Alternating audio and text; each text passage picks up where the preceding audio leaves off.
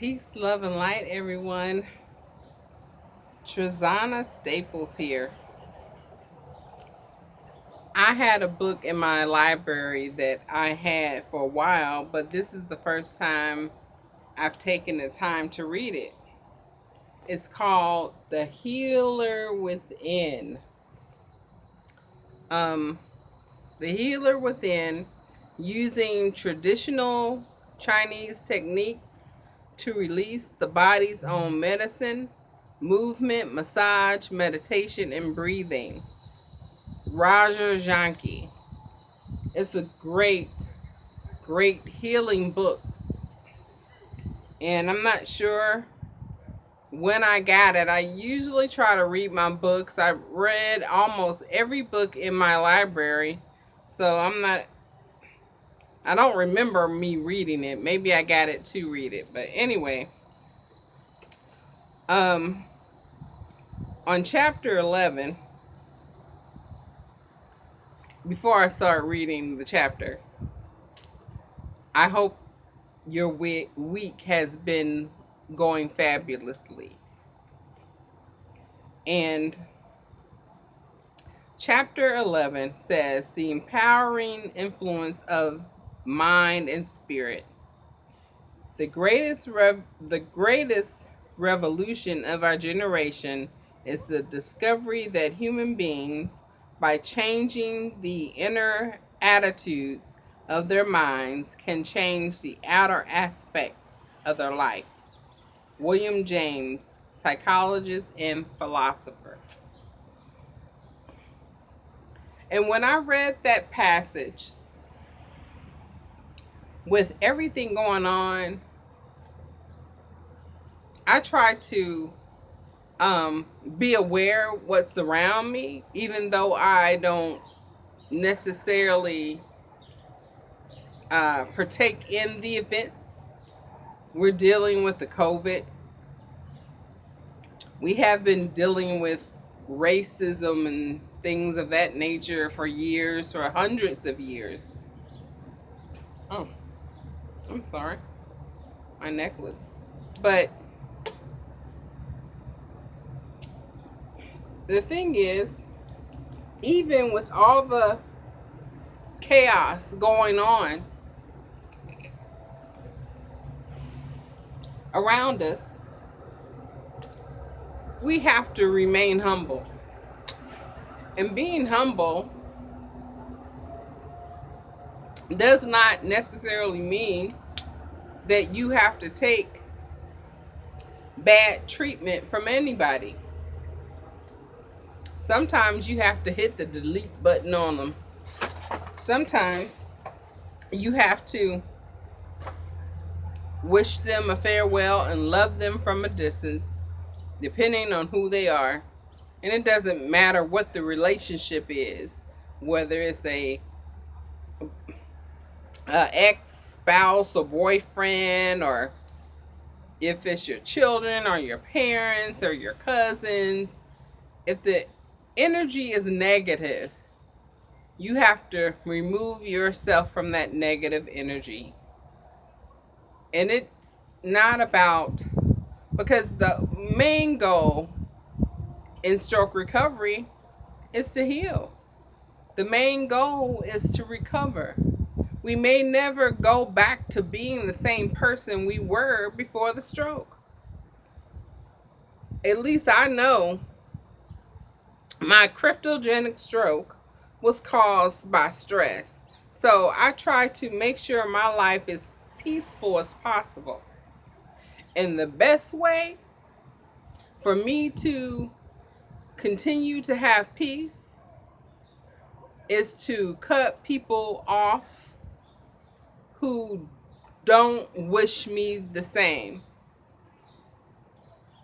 Just love them from a distance, stay away, um, continue to live in peace and love, do no harm to no one, but protect yourself as necessary. Being humble doesn't mean that people can treat you any type of way, especially if you're vulnerable, trying to navigate through this life post stroke. And people sometimes don't have your best interests at heart.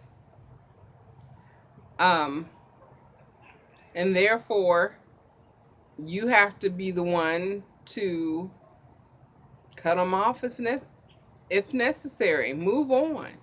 Sometimes people will come into your life for a reason, a season, or a lifetime. Um, and and regardless of who they are, sometimes we just gotta let them go. Just like Facebook, hit the delete button. You know, I personally, I don't have time for, negativity. We have enough of that around us in the world we live in. My goal is to heal while I still am on this earth, and to be a a lesson, or a learning experience, or enlightenment for someone else. And you never know who you have touched. I've been in contact with a friend of mine who I haven't seen since my stroke. I've talked to her a couple times, but she came. Her name's Javette, and Javette, thank you so much. Um, she brought me, like, this week. She brought me so much produce. Like, when the universe blesses me, my bounty was so full.